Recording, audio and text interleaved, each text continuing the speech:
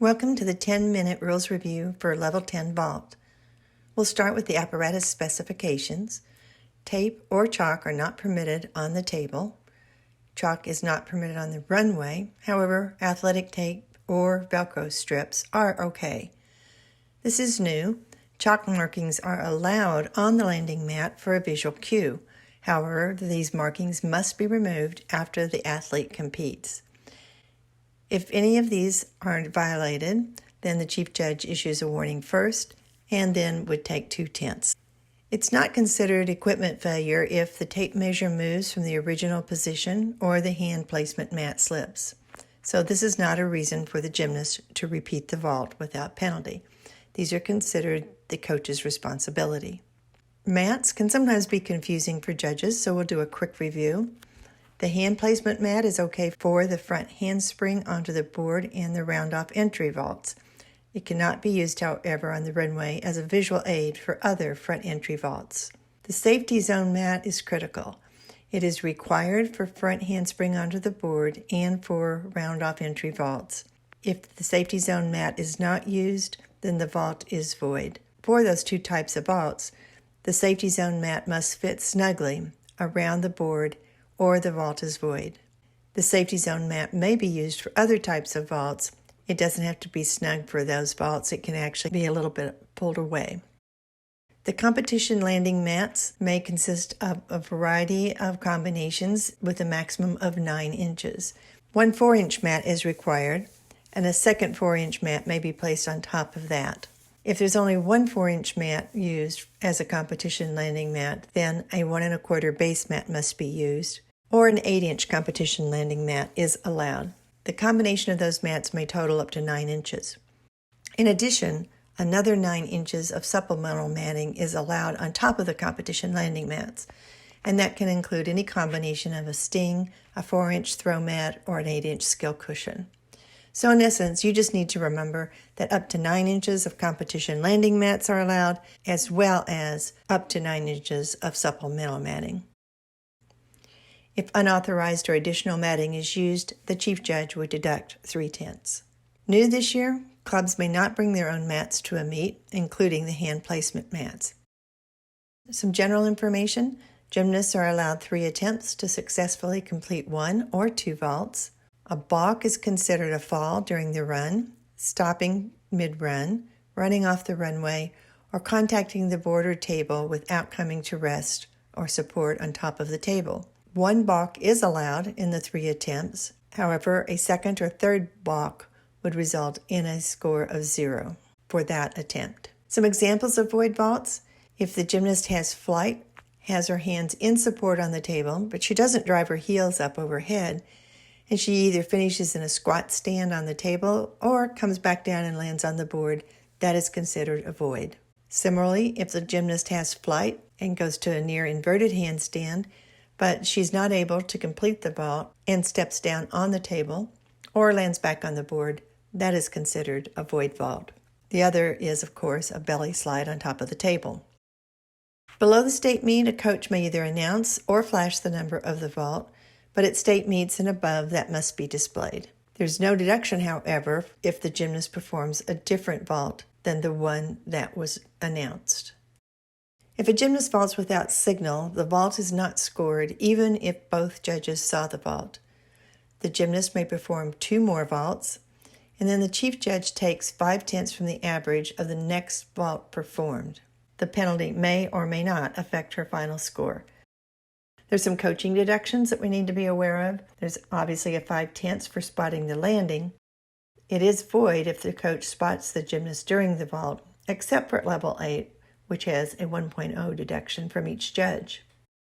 There's a 5/10 deduction if the coach stands between the board and the table. That's actually inside that space, not to the side, except for round-off vaults. There's no deduction if the coach inadvertently contacts the safety zone mat or the table when standing between the board and the table.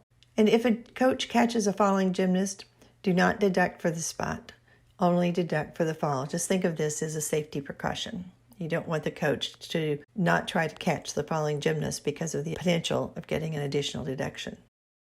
Some other rules to remind yourself of: a 1-arm vault receives a 1.0 deduction from the average score by the chief judge. A vault performed with no hands is a void vault. The gymnast must land on her feet first, or there will be a void vault. A score is given, however, if the gymnast lands on her hands and the bottom of her feet simultaneously. Regardless of what happens, score the vault because a video review is allowed in certain cases, so you would need to have a score in case the video review results in overturning the initial decision. Level 10 gymnasts have the opportunity to earn a 1/10 bonus. You can look at the vault table, and those that are not asterisked and have a start value of 10.0 are eligible for that 1/10 bonus if they do not have a fall or a spot. Each judge must visibly show that the bonus was given, and typically we do this by putting up the additional 1/10 marker that's attached to our start value charts. Some clarifications. Group 1 vaults with turns in the pre-flight may be performed with a quarter to a half LA turn with no deduction. Group 1 vaults that have turns in both flights, the turn may be performed in either direction. Group 3 vaults may have slight arm bends on the lead arm with no deduction. These are typically the Sukahara vaults. Group 3 vaults may have either a quarter to a half LA turn in the pre-flight with no deduction. There's also no deduction for an incomplete turn in the quarter to half-ons, 3/4 or half-off front salto vaults, and the Group 5 vaults with full turn on and back salto off may be performed with either a 3/4 to full turn on with no deduction. Timing of falls begin when the gymnast is on her feet.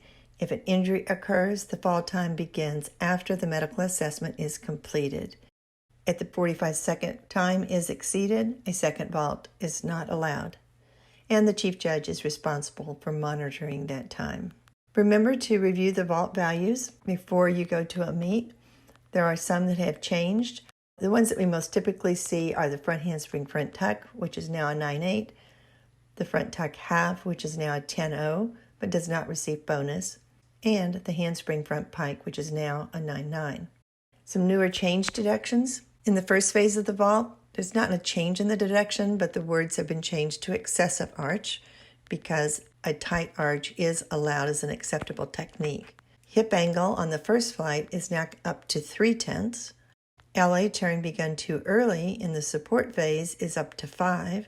Steps with the hands are 1/10 each, and hops with both hands simultaneously is 3/10. Some new or changed deductions in the second flight. The LA turn begun too late has been deleted. Brushing or hitting your body at the far end of the table is up to 2. Insufficient stretch now has a deduction for excessive arch that is up to 3. Reminders that under rotation of vaults is a 1/10 deduction in addition to the steps. You'll be able to clearly identify this as when the gymnast takes a step toward the table.